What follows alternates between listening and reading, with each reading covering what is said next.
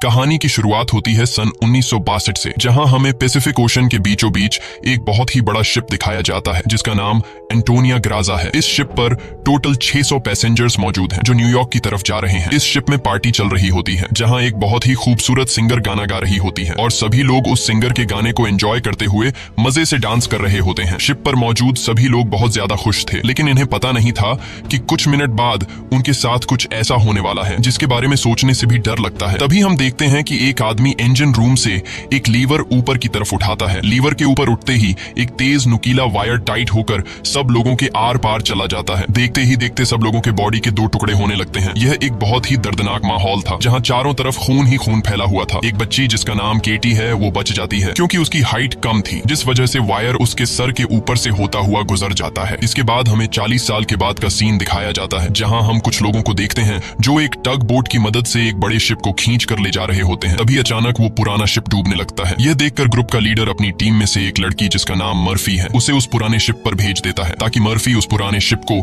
जिस वायर से बांध कर ले जाया जा रहा था उसे आजाद कर दे, वरना अगर यह पुराना शिप डूब गया तो उसके साथ साथ इनकी ये टग बोट भी डूब जाएगी। मर्फी जब उस पुराने शिप पर पहुंचती है तो उसे पता चलता है कि पुराने शिप के निचले हिस्से में दरार पड़ चुकी है, जिस वजह से शिप में तेजी से पानी भरता जा रहा है और अगले 5 मिनट में यह शिप पानी में डूब जाएगा। मर्फी ये बात अपनी टीम के लीडर को बताती है। ये सुनकर टीम का लीडर मर्फी को ऑर्डर देता है कि जिस वायर से हम इस शिप को खींच रहे हैं उस वायर को आजाद कर दो और फौरन वहां से निकलकर हमारे पास टग बोट पर पहुंचो क्योंकि हम इस पुराने शिप को छोड़कर जाने वाले हैं। तभी टीम के 2 और साथी भी मर्फी के पास पहुंच जाते हैं और वो भी मर्फी को बाहर निकलकर शिप को छोड़ने के लिए कहते हैं, लेकिन इस शिप को ढूंढने में उन्हें 3 महीने लगे थे, जिस वजह से मर्फी इतनी आसानी से इस शिप को छोड़कर नहीं जाने वाली थी। वो शिप को बचाने के लिए नीचे पानी में कूद जाती है, जिसे देखकर ऊपर बैठे 2 साथी भी औजार लेकर मर्फी के पीछे कूद जाते हैं। ये तीनों जैसे तैसे करके शिप को डूबने से पहले ही उसकी दरार पर वेल्ड करके शिप को डूबने से बचा लेते हैं और इस शिप को यह लोग मार्केट में बेचकर बहुत सारा पैसा बना लेते हैं और यह पैसा टीम का लीडर सभी लोगों में बराबर बराबर बांट देता है। यहीं जैक नाम का एक आदमी इन लोगों पर काफी देर से नजर रखे हुए था और इन सब की बातें सुन रहा था। उसे पता चल जाता है कि यह लोग समुद्र में जो शिप गायब हो जाते हैं ये लोग उन शिप्स को ढूंढ निकाल कर मार्केट में बेचकर पैसा कमाते हैं। जैक नाम का वो आदमी इनके पास आता है और इस टीम के लीडर को एक शिप के बारे में बताता है जिसमें खजाना छुपा हुआ है। जैक असल में उस शिप की बात कर रहा था जिसे 40 साल पहले एक अनजान आदमी ने लीवर खींचकर सब लोगों को मार दिया था। टीम के लीडर ने भी उस 40 साल पहले गायब हुए एंटोनिया ग्राजा नामी शिप के बारे में सुना था। टीम का लीडर कहता है कि इस शिप को बहुत से लोगों ने ढूंढा पर आज तक वो शिप किसी को भी नहीं मिला। जैक टीम के लीडर से कहता है कि मुझे पता है कि वो शिप समुद्र के किस हिस्से में है। अगर हम इस शिप को लाकर मार्केट में बेचेंगे तो हम रातों रात अमीर हो जाएंगे। पैसों का सुनते ही ग्रुप के सारे लोग इस मिशन के लिए तैयार हो जाते हैं और अगले ही दिन ये लोग अपने टग बोट में उस एंटोनिया ग्राजा नाम की शिप को ढूंढने निकल पड़ते हैं। कई दिनों के सफर के बाद ये लोग समुद्र के एक बहुत ही वीरान जगह पर पहुंच जाते हैं जहां टीम के एक आदमी को किसी शिप के आसपास होने का सिग्नल मिलता है। ये लोग समझ जाते हैं कि वह शिप जो आज से 40 साल पहले खो गया था वह यहीं कहीं पर है। थोड़ा ही आगे बढ़ने पर इनके सामने एक बहुत ही बड़ा शिप आ जाता है। ये वही शिप है जिसे हमने कहानी की शुरुआत में देखा था और ये शिप पिछले 40 सालों से समुद्र में गायब हो गया था। इस शिप को देखकर ये सभी लोग बहुत ज्यादा खुश हो जाते हैं और उन्हें लगता है कि इस शिप को बेचकर ये लोग माला माल हो जाएंगे। अब टीम का लीडर 2 लोगों को टग बोट में ही रहने के लिए कहता है और खुद कुछ साथियों के साथ उस पुराने शिप की जांच के लिए अंदर चला जाता है। अंदर जाते ही इन लोगों को बहुत ही अजीब सी आवाज आने लगती है जिसे सुनकर ये लोग घबरा जाते हैं। इसके बाद टीम का लीडर अपने साथियों को आगे बढ़ने के लिए कहता है। ये लोग उस आवाज को फॉलो करते हुए एक बड़ी सी घड़ी के पास पहुंचते हैं जहां ये लोग देखते हैं कि उस घड़ी का कांटा अभी भी हिल रहा है। कुछ देर बाद अचानक उस घड़ी का कांटा रुक जाता है। यह देखकर उन्हें कुछ अजीब लगता है। अब ये लोग शिप की ओर जांच करने के लिए आगे बढ़ते हैं। अंदर ये जहाज पूरी तरह से बिखर चुका था जहां सारी चीजें टूट चुकी थी और जहाज के लोहे में जंग लग चुका था। ये लोग जब आगे बढ़ रहे होते हैं तब उनका एक साथी नीचे फ्लोर टूटने की वजह से गिरने ही वाला होता है कि तभी मर्फी उसे पकड़ लेती है और जब मर्फी अपने साथी को ऊपर खींचती है तब उससे नीचे एक लड़की दिखाई देती है। ये वही लड़की है जो आज से 40 साल पहले यानी कि सन 1962 में शिप में अकेली बची थी जिसके सिर के ऊपर से वायर गुजरा था। लेकिन हैरान करने वाली बात यह थी कि 40 साल बाद भी उसकी उम्र उतनी ही थी, जिसका मतलब यह है कि यह उस लड़की की आत्मा है। मर्फी उस लड़की को जब दोबारा देखती है तो वह लड़की अचानक कहीं गायब हो जाती है। अब ये लोग जैसे तैसे करके अपनी साथी को ऊपर की ओर खींच देते हैं। यहाँ मर्फी को कुछ समझ नहीं आता कि उसने जो देखा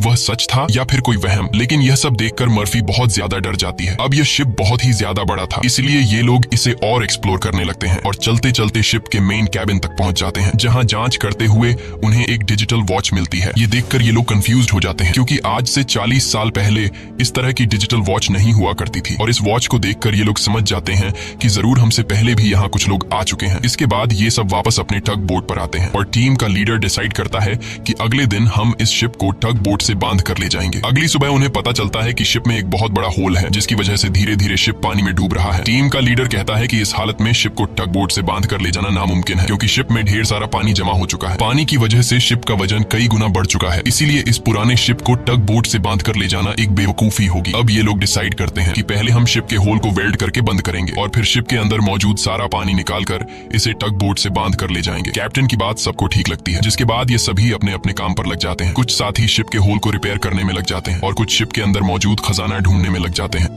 मर्फी खजाने की जांच में आगे बढ़ते हुए एक स्विमिंग पूल के पास पहुंचती है। स्विमिंग पूल को देखकर वह हैरान रह जाती है क्योंकि स्विमिंग पूल पर ढेर सारे गोलियों के निशान थे। अब वह स्विमिंग पूल से जब ऊपर की तरफ आ रही होती है तभी एक बार फिर से वह लड़की मर्फी के सामने आ जाती है, जिसे देखकर डर के मारे मर्फी वापस नीचे पूल में गिर जाती है। उसका सर तेजी से स्विमिंग पूल के फ्लोर से टकराता है और खून निकलना शुरू हो जाता है, पर स्विमिंग पूल उसके खून को अब्सॉर्ब कर लेता है। मर्फी एक बार फिर से जब ऊपर देखती है तो वो लड़की वहाँ नहीं थी और अब वहाँ पर जैक होता है। जैक मर्फी को स्विमिंग पूल से बाहर निकालने में मदद करता है। बाहर निकलते ही मर्फी जैक से कहती है कि मैंने अभी अभी यहाँ पर एक लड़की देखी है, लेकिन पता नहीं वह अचानक कहाँ गायब हो गई। जैक मर्फी से कहता है कि ये तुम्हारा वहम होगा, यहाँ पर कुछ भी ऐसा नहीं है। इसके बाद ये दोनों आगे बढ़ते हैं और इन दोनों के यहाँ से जाने के बाद स्विमिंग पूल पूरी तरह से खून से भर जाता है। दूसरी तरफ टीम के लीडर को उस पुराने शिप के कैप्टन का रूम मिल जाता है। टीम का लीडर जब रूम के अंदर जाता है तो रूम काफी बुरी हालत में था। रिसर्च करने पर टीम के लीडर को वहाँ पर कुछ भी खास नहीं मिला। जब टीम के लीडर की नजर सामने टेबल पर पड़ती है तो वह देखता है कि टेबल पर एक शराब की बोतल और ग्लास में किसी ने पैक बनाकर रखा है। यह सब देखकर ऐसा लग रहा था जैसे अभी अभी कोई शराब पीकर चला गया हो। टीम का लीडर जैसे ही इस ग्लास को उठाकर पीने वाला होता है तब उसकी नजर सामने लगे शीशे पर पड़ती है और शीशे में टीम के लीडर को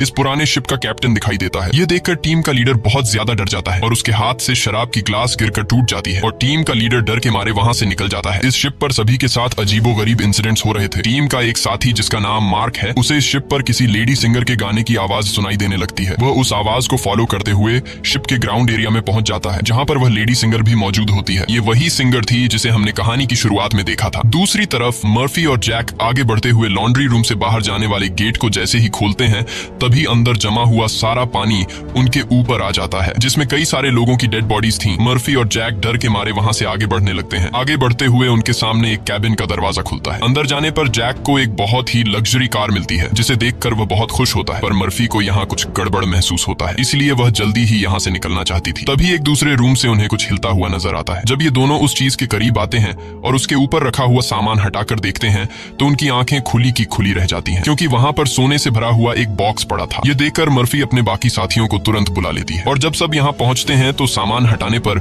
उन्हें इसी तरह के 9 बॉक्स मिलते हैं और हर एक बॉक्स में 28 गोल्ड प्लेट्स पड़ी हुई थी, जिसे देखकर सभी की खुशी का ठिकाना नहीं रहता, क्योंकि ये सभी रातों रात अमीर हो गए। इतने बड़े खजाने को ढूंढने के बाद ये लोग डिसाइड करते हैं कि इस शिप को यहीं छोड़ देंगे और सिर्फ सोना यहाँ से लेकर जाएंगे। इसके बाद ये लोग सारा का सारा गोल्ड अपने टग बोट पर रख देते हैं और अब ये लोग यहाँ से निकलने की तैयारी करते हैं। टग बोट को चलाने वाला कैप्टन बोट को स्टार्ट करने के लिए इंजन की सफाई करने लगता है और तभी हमें दिखाया जाता है कि टग बोट में रखा गया सिलेंडर का वाल्व अपने आप चालू हो गया है, जिससे हवा में गैस फैलना शुरू हो जाता है। वही मर्फी एक बार फिर से उसी लड़की को देखती है जो उसकी तरफ तेजी से भागती हुई आ रही होती है, जैसे वह मर्फी को कोई बात बताना चाहती है, पर तभी उसे कोई पकड़कर नीचे धकेल देता है और जैसे ही टग बोट का कैप्टन इंजन को ऑन करता है तभी सिलेंडर से निकली गैस की वजह से पूरे बोट में एक बहुत ही बड़ा ब्लास्ट होता है, जिसमें टग बोट का कैप्टन मारा जाता है। अब ये लोग समुद्र के बीचों बीच एक सुनसान शिप पर फंस चुके थे। ये सभी लोग बहुत ज्यादा परेशान होते हैं क्योंकि उनके पास जो यहाँ से निकलने का टग बोट था वह पूरी तरह से तबाह हो चुका था। इनका एक साथी जिसका नाम मार्क है, वो अपनी गर्लफ्रेंड की फोटो देखकर बहुत ज्यादा परेशान हो जाता है क्योंकि 2 हफ्ते बाद उनकी शादी होने वाली थी और अब उसे लगता है कि वह कभी भी यहाँ इस शिप से बचकर नहीं जा पाएगा। परेशानी में मार्क वहाँ रखी कई साल पुरानी शराब पीने लगता है। दूसरी तरफ मर्फी भी कंफ्यूज्ड होती है कि उसे बार बार वह लड़की क्यों दिखाई दे रही है, इसीलिए मर्फी उस लड़की के बारे में जानने की कोशिश करती है। वह शिप के डेटा में पैसेंजर्स के नाम चेक करती है, जिससे उसे पता चल जाता है कि जो लड़की उसे दिखाई दे रही है उसका नाम केटी है। रिसर्च करते हुए वह केटी के रूम तक पहुंच जाती है, जहां अलमारी का दरवाजा खोलते हुए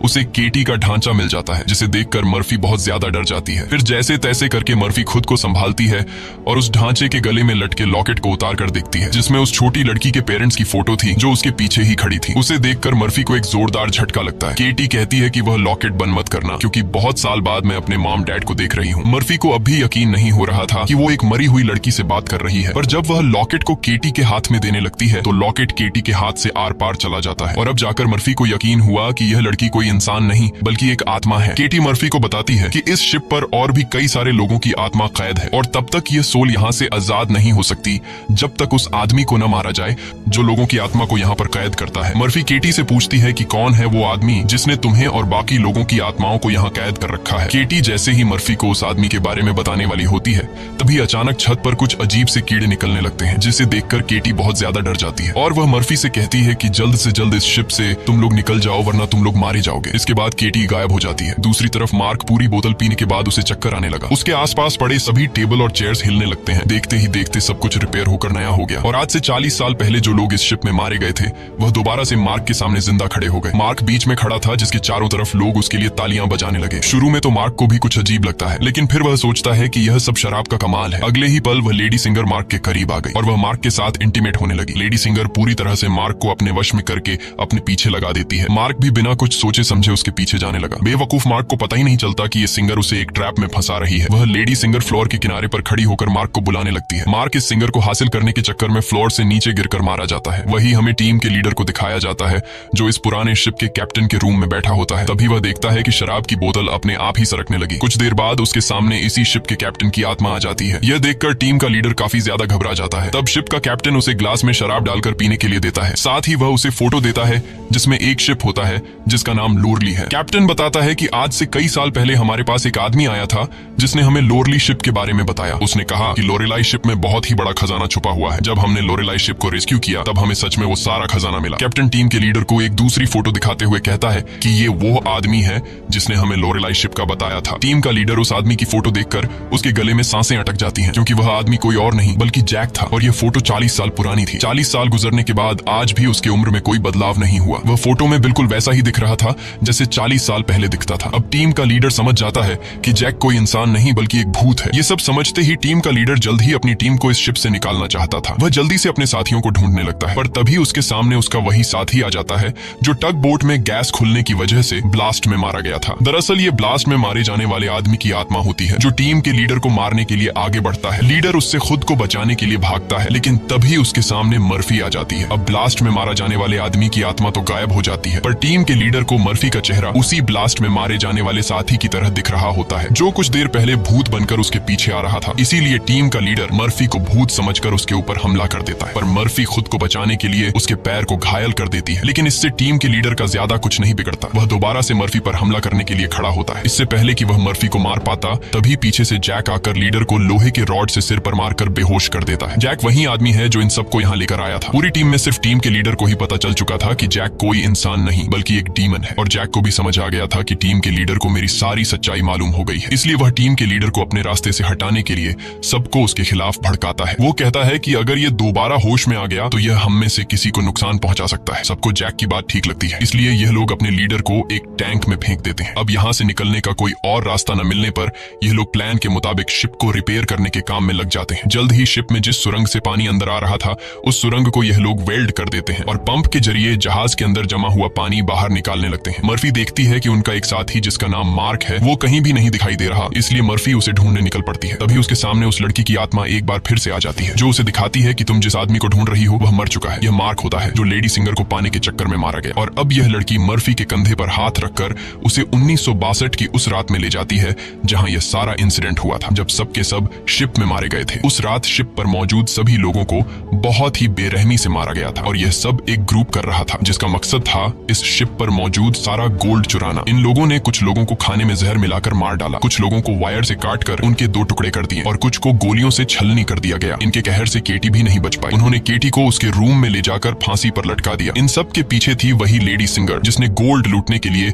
यह पूरा प्लान बनाया था और अपने लोगों की मदद से उसने शिप पर मौजूद सभी लोगों को मार डाला। अब सारा गोल्ड उनके कब्जे में था। शिप का ऑफिसर भी लेडी सिंगर से मिला हुआ था। लेडी सिंगर के एक इशारे पर वह अपने ही साथियों को मार देता है, लेकिन जैसे ही वह मुड़ता है लेडी सिंगर उसे भी गोली मार देती है। लेडी सिंगर को लगता है कि सारा गोल्ड अब उसी का हो चुका है क्योंकि शिप पर मौजूद सभी लोग मारे जा चुके थे। लेकिन यही एंट्री होती है एक ऐसे आदमी की जो इस पूरे गेम का मास्टरमाइंड था और वह लोहे की चेन से लेडी सिंगर को लटकाकर मार देता है। मर्फी केटी की मदद से यह सब देख रही होती है और तभी वह इस गेम के मास्टरमाइंड को भी देख लेती है, जिसे देखकर मर्फी शॉक हो जाती है क्योंकि वो आदमी कोई और नहीं बल्कि जैक है, जो इन्हें गोल्ड का लालच देकर यहाँ पर लेकर आया क्योंकि शिप में छेद हो चुका था और शिप धीरे धीरे पानी में डूब रही थी। इसलिए शिप को बचाने के लिए कुछ ऐसे लोगों की जरूरत थी जो शिप को डूबने से बचा सके। इसलिए जैक ने चालाकी से इन्हें यहाँ लाया। अब शिप पूरी तरह से ठीक हो चुकी थी, इसलिए जैक को अब इन लोगों की कोई जरूरत नहीं थी और अब वह इन सबको भी मार देगा। यह सब समझते ही मर्फी को याद आता है कि हमने जैक की बातों में आकर अपने लीडर को टैंक में बंद कर दिया था। अब मर्फी अपने लीडर की जान बचाने के लिए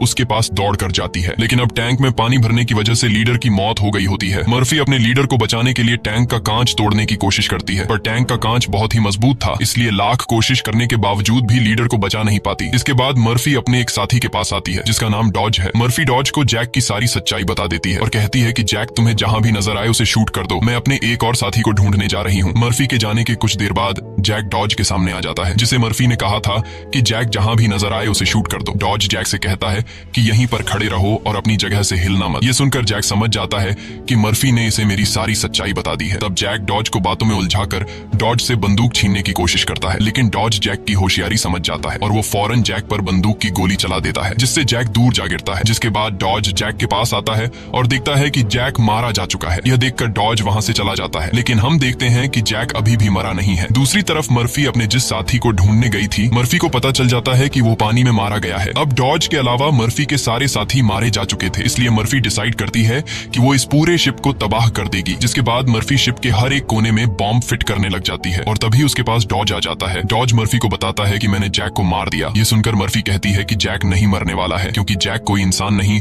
बल्कि एक डीमन है, इसलिए हमें यह पूरी शिप ब्लास्ट करनी होगी ताकि जैक हमारी तरह और किसी इंसान को यहाँ लाकर न फंसा सके। और जैक ने जितने भी सोल्स को इस शिप में कैद कर रखा है वो सभी आजाद हो जाएंगे। डॉज यहाँ पर गुस्से से मर्फी को समझाता है कि हमें शिप को ब्लास्ट नहीं करना चाहिए, क्योंकि इस तरह से शिप में रखा सारा गोल्ड बर्बाद हो जाएगा और हमें बिना गोल्ड हासिल किए खाली हाथ घर लौटना होगा। मर्फी कहती है कि यह गोल्ड दरअसल जैक का एक चाल है जो हम यहाँ से कभी भी नहीं ले जा पाएंगे, इसलिए मुझे हर हाल में यह शिप ब्लास्ट करनी होगी। अब जैक समझ जाता है कि मर्फी किसी भी हाल में नहीं मानने वाली, इसलिए जैक अपने असली रूप में आ जाता है, जिससे हम समझ जाते हैं कि जैक ने डॉज को भी मार दिया था। जैक उसे बताता है कि तुम्हारा और मेरा काम एक ही है, जिस तरह से तुम समुद्र में फंसी हुई शिप्स को जमा करती हो उसी तरह से मैं सोल्स को जमा करता हूँ। पहले मैं भी इंसान था, लेकिन मैंने बहुत पाप किए जिसके बदले मुझे यह काम दिया गया और अब मैं सोल कलेक्टर हूँ, जिसके लिए मुझे शिप की जरूरत है और मैं नहीं चाहता कि तुम इस शिप को ब्लास्ट करो। जैक मर्फी को एक चांस देता है, वो कहता है कि जाओ, मैं तुम्हें नहीं मारूंगा, लेकिन बदले में तुम्हें इस शिप को ब्लास्ट नहीं करना होगा। पर मर्फी उसकी बात नहीं मानती, जिसके बाद जैक एक लोहे के रॉड से उस पर हमला कर देता है, जिससे मर्फी नीचे गिर जाती है। अब जैसे ही जैक मर्फी को मारने के लिए आगे बढ़ता है, तब मर्फी एक तीर चलाकर उस बॉम्ब वाले रिमोट पर निशाना लगाती है और खुद फौरन पानी में कूद जाती है, जिसके बाद शिप में एक बहुत बड़ा ब्लास्ट होता है। ब्लास्ट की वजह से शिप पानी में डूबने लगती है और मर्फी पानी के अंदर शिप के नीचे फंस चुकी होती है। अब उसे बाहर निकलने का कोई रास्ता नहीं दिखता और उसकी सांसें भी फूलने लगती हैं। पर तभी वहां पर केटी की आत्मा आती है, जो मर्फी को हाथ से पकड़कर ऊपर का रास्ता दिखाती है। तब मर्फी देखती है कि जैक ने जितने भी सोल्स को कैद कर रखा था वो सभी सोल्स आजाद हो गई हैं। मर्फी बड़ी मुश्किल से ऊपर सरफेस पर आ जाती है और वो देखती है कि शिप में जितने भी सोल्स थे वो सब अपनी असली दुनिया में जाने लगे हैं। दरअसल यहाँ जितने भी सोल्स थे वो सभी जैक के गुलाम थे, सिर्फ केटी की सोल उसकी गुलाम नहीं बन पाई, क्योंकि केटी की सोल पवित्र थी, जिस वजह से जैक उस पर ज्यादा कंट्रोल नहीं कर पा रहा था। इसीलिए केटी की सोल बार बार मर्फी की मदद कर रही थी। यहाँ मर्फी एक बॉक्स के सहारे समुद्र में तैरती रहती है और तभी वो एक शिप तक पहुंच जाती है, जो शिप उसे रेस्क्यू कर लेता है। जब उसे पोर्ट पर लाया जाता है तो वो अपनी एम्बुलेंस से देखती है कि जैक अभी भी जिंदा है और शिप का जितना भी गोल्ड था वो उस गोल्ड को एक दूसरे शिप में ट्रांसफर कर रहा है, ताकि उस गोल्ड के लालच में वो और भी लोगों को मार सके और उनकी आत्माओं को कैद कर सके। इसी के साथ ये कहानी खत्म हो जाती है। अगर आपको हमारी वीडियो अच्छी लगी हो तो हमारे चैनल को सब्सक्राइब और वीडियो को लाइक जरूर कीजिएगा।